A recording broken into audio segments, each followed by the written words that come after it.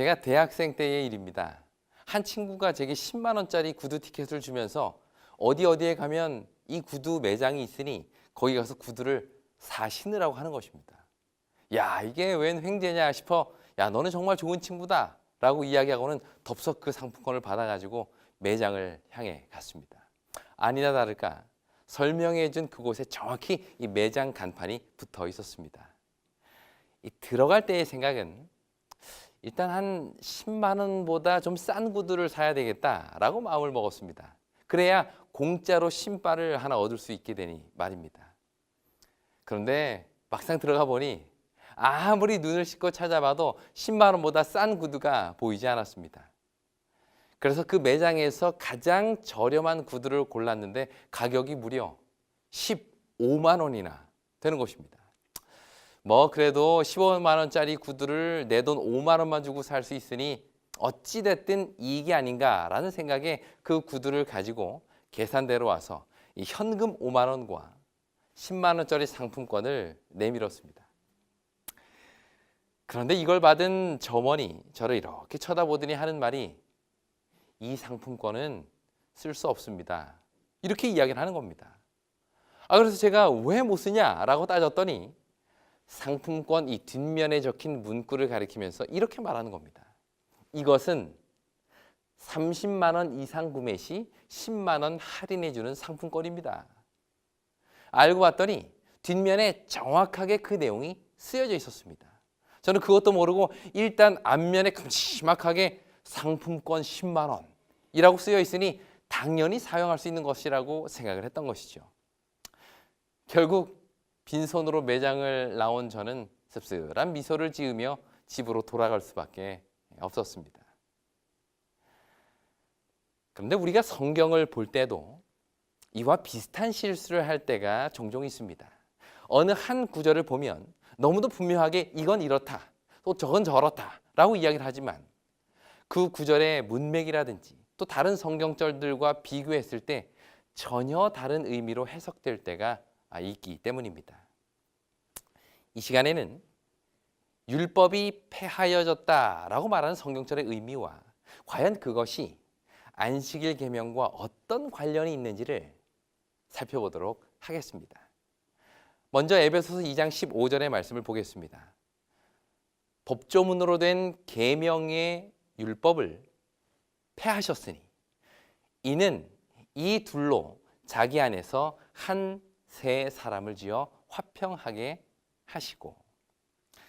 바울은 지금 이방인과 유대인에 대해서 말하고 있습니다. 11절부터 보면 이방인으로 태어나서 할례도 받지 않고 하나님도 모르는 그들이 예수 안에서 유대인과 가까워졌다라고 이야기를 합니다.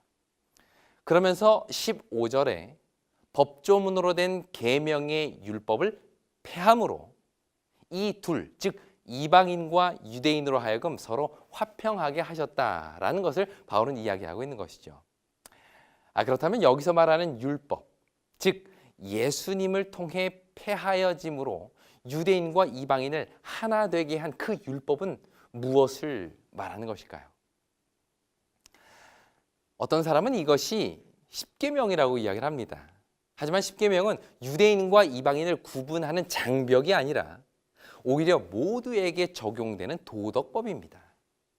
특히 십계명은 하나님의 품성을 담고 있는 계명으로서 시대에 따라 폐하기도 하고 또 새롭게 만들어지기도 하는 그런 성격의 법이 아닌 것이죠.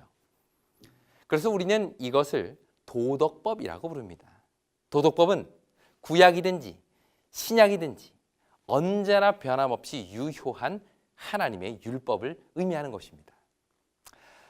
그렇다면 여기서 이 폐하여졌다라고 선언한 이 율법은 무엇일까요? 그것은 유대인과 이방인을 나누는 율법이다라고 이야기를 하는데요.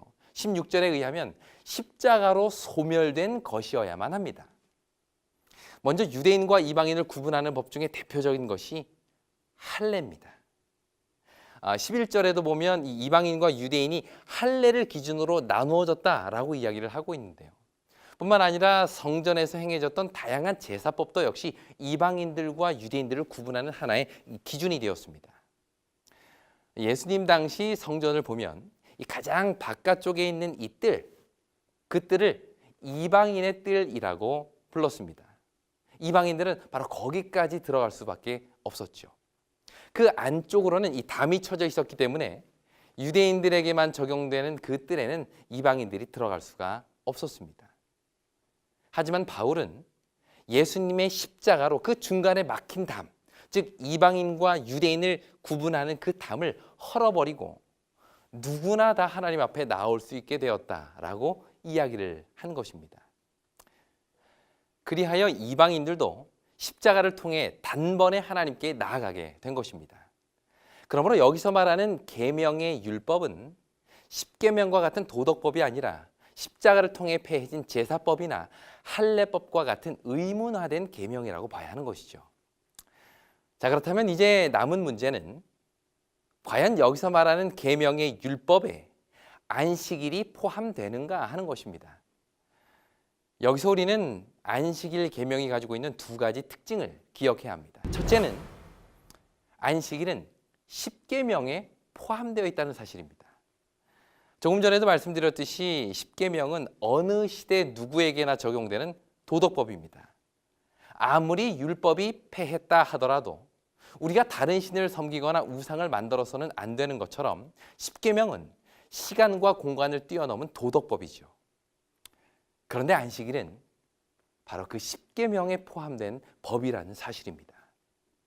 다시 말해 안식일 계명은 어느 시대 누구에게나 적용되어야 하는 도덕법 중에 하나인 것이죠. 과연 우리는 다른 십계명은 다 지켜야 하지만 안식일 계명만큼은 폐해졌다라고 말할 수 있을까요? 하나님께서 언제나 지켜야 할 9계명 사이에 잠시 있었다 없어지게 될 한 계명을 넣어두셨다라고 우리가 말할 수가 있을까요? 우리는 이 사실을 곰곰이 생각해 보아야 하는 것입니다. 또한 안식일 계명이 가진 두 번째 특징은 바로 안식일은 죄와 상관없이 사람들에게 주어졌다는 것입니다. 이 창세기 2장 1절에 보면 하나님께서 인류에게 안식일을 주신 것은 이 땅에 죄가 들어오기도 전이었습니다. 다시 말해 안식일은 인류에게 십자가 희생이 요구되기도 전에 하나님과의 교제를 위해서 구별된 날이었던 것이죠. 그렇다면 과연 죄와 상관없이 주어진 안식일이 이 죄의 문제로 등장하게 된 그 십자가에 의해서 폐할 수 있다는 생각이 과연 옳은 생각일까요? 결론적으로 말씀드리면 에베소서 2장 15절에서 말하는 이 계명의 율법, 다시 말해 그리스도의 십자가를 통해 소멸되고 폐하여진 이 율법은 결코 안식일이 될 수가 없다는 것입니다. 그 이유는 첫째로 안식일 계명은 하나님의 품성을 담고 있는 도덕법, 즉 십계명에 포함되어 있다는 것이고요. 둘째는 이 땅에 죄가 들어오기도 전에 인류의 죄와는 상관없이 주어진 계명이기 때문입니다. 그러므로 십자가로 인해 안식일 계명이 폐해졌다라는 생각은 성경을 충분히 이해하지 못한 결과라고밖에는 볼 수가 없는 것이죠. 다음 시간에는 예수님께서 가르치신 안식일에 대해서 살펴보도록 하겠습니다. 복음서를 읽다 보면 예수님께서 자주 유대인들과 이 안식일 문제로 인해서 논쟁을 벌이는 것을 볼 수가 있는데요. 그 이유는 당시 유대인들의 눈에 보기에 예수님께서 안식일을 폐하는 자로 보였기 때문입니다.